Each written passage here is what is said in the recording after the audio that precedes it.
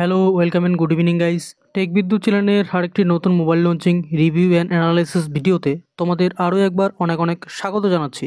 Guys, আজকে একটি Oppo কোম্পানির নতুন আপকামিং সেট নিয়ে কথা বলবো। মোবাইলটির নাম ওপো F29। সেটটি খুব শীঘ্রই অর্থাৎ 2-1 দিনের মধ্যেই বাজারে লঞ্চ হতে চলেছে। মোবাইলটি লঞ্চ হচ্ছে মার্চের 20 তারিখে বেলা 12টায় ফ্লিপকার্টের উপরে এবং ওপো কোম্পানির অফিসিয়াল ওয়েবসাইটে। তো গাইস, মোবাইলটির সম্বন্ধে আমরা বিস্তারিত জানবো এই ভিডিওটিতে। মোবাইলটির স্পেসিফিকেশনস কী রয়েছে, দাম কত, সব কিছু। তোমরা ভিডিওটি স্কিপ না করে ফার্স্ট থেকে লাস্ট অবধি দেখতে থাকো এবং নিত্য নতুন টেক প্রোডাক্ট বিষয়ে আপডেট পেতে চ্যানেলটিকে সাবস্ক্রাইব করে রাখো। তো গাইস, প্রথমে কথা বলবো মোবাইলটির ডিসপ্লে এবং ডিজাইন নিয়ে। মোবাইলের ডিসপ্লেটি একটি 6.7 ইঞ্চির এইচডি প্লাস অ্যামোলেড ডিসপ্লে। রয়েছে 1 বিলিয়ন রং। ডিসপ্লে ব্রাইটনেস সর্বনিম্ন 600 এবং সর্বোচ্চ 1200 nits. Refresh rate 120 hertz. Screen to body ratio 89%। Display resolution 1080x2412 pixel. Display আকৃতির অনুপাত 20:9 এবং ডিসপ্লে পিপিআই ঘনত্ব 394 পিপিআই। মোবাইলটির ব্যাক প্যানেল রাউন্ড ক্যামেরা দিয়ে ফিনিশ করা হয়েছে, যা মোবাইলের ডিজাইনটিকে আকর্ষণীয় করে তুলেছে। এবার আসবো মোবাইলের ক্যামেরায়। মোবাইলের পেছনে ট্রিপল ক্যামেরা ব্যবহার করা হয়েছে।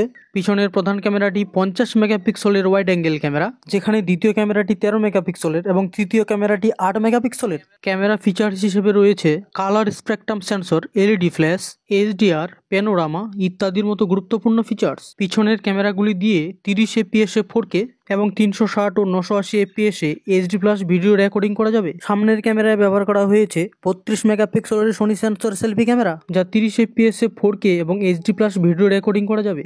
এবার কথা বলবো মোবাইলটির টেকনোলজি এবং রোম র্যাম নিয়ে। মোবাইলটির operating system Android 15, custom UI Color OS 15। মোবাইলটির প্রসেসর ও সিপিইউ সম্বন্ধে তেমন কিছু জানা যায়নি, তবে প্রসেসরটি সম্ভবত মিডিয়াটেক ডাইমেনসিটি 7300 ব্যবহার করা হতে পারে। র্যাম হিসেবে মোবাইলটি দুটি শ্রেণীতে বিভক্ত, 8128 এবং 8256। মোবাইলটিতে ধুলোবালি প্রতিরোধ হিসেবে ব্যবহার করা হয়েছে IP68 ও IP69 প্রোটেকশন, যা কিন্তু জলের 1.5 মিটার গভীরতায় 30 মিনিট পর্যন্ত ডুবিয়ে রাখা যাবে। কিন্তু এতটাও নয় যে 1-2 দিন থেকে জলে ডুবে আছে এবং অনেক গভীরতায় ডুবে আছে তাও মোবাইলে কোনো জল প্রবেশ করবে না, এরকম কোনো গ্যারান্টি দিচ্ছে না। মোবাইলটির কানেক্টিভিটি 5G LTE। এছাড়াও মোবাইলটিতে 2G 3G এবং 4G কানেকশন রয়েছে। এছাড়া ব্যবহার করা হয়েছে ওয়াইফাই 6, ব্লুটুথ 5.4, রয়েছে জিপিএস সিস্টেম, NFC নেই, ইনফ্রারেড পোর্ট রয়েছে, ইউএসবি রয়েছে টাইপ সি 2.0। মোবাইলটিতে সেন্সরের মধ্যে রয়েছে ফিঙ্গারপ্রিন্ট সেন্সর। ফিঙ্গারপ্রিন্ট সেন্সরটি রয়েছে ডিসপ্লেতে। রয়েছে অ্যাক্সেলোমিটার, জাইরোস্কোপ, প্রক্সিমিটি, কম্পাস। ব্রাউজারের মধ্যে রয়েছে HTML5। মোবাইলের ডিসপ্লেটি একটি 5 হোল ডিসপ্লে।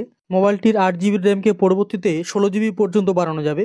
এক্সট্রা মেমোরি কার্ডটি 2TB পর্যন্ত ব্যবহার করা যাবে। মোবাইলটিতে 3.5mm এর হেডফোন জ্যাক ব্যবহার করা হয়নি। মোবাইলটিতে রয়েছে AI স্টুডিও, AI ইরেজার এবং রয়েছে AI ইমেজ ম্যাটিং। মোবাইলটিতে 2টি ন্যানো সিম একসঙ্গে ব্যবহার করা যাবে।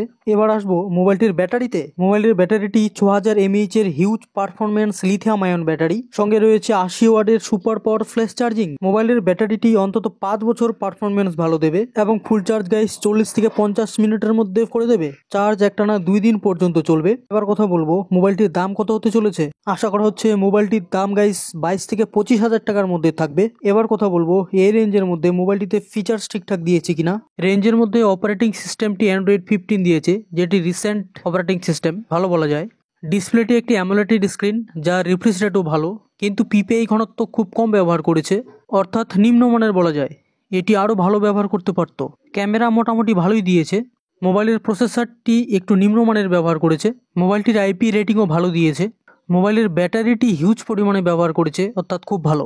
যদি তোমরা মোবাইলের ব্যাটারি ভালো চাইছো, ডিসপ্লে ভালো চাইছো, তাহলে তোমরা মোবাইলটির দিকে অনায়াসে যেতে পারো। দামটি কেমন যেন আমার একটু বেশি বেশি মনে হলো।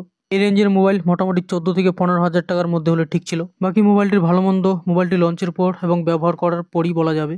মোবাইলটি বাই করতে চাইলে ডেসক্রিপশন বক্সে লিঙ্ক দেওয়া থাকবে, তোমরা চেক আউট করে নিও। আজকে এ পর্যন্তই। ভিডিওটি ভালো লাগলে একটি লাইক এবং বন্ধুদেরকে জানাতে বন্ধুদের সঙ্গে একটি শেয়ার করে দিও। কোনো প্রশ্ন থাকলে নিশ্চয়ই তোমরা কমেন্টে জানাবে। দেখা হচ্ছে এর পরের কোনো টেক প্রোডাক্ট নিয়ে চুলছেড়া আলোচনাতে। ততক্ষণে tata, bye bye, take care, জয় হিন্দ এবং ভারত মাতা কি জয়।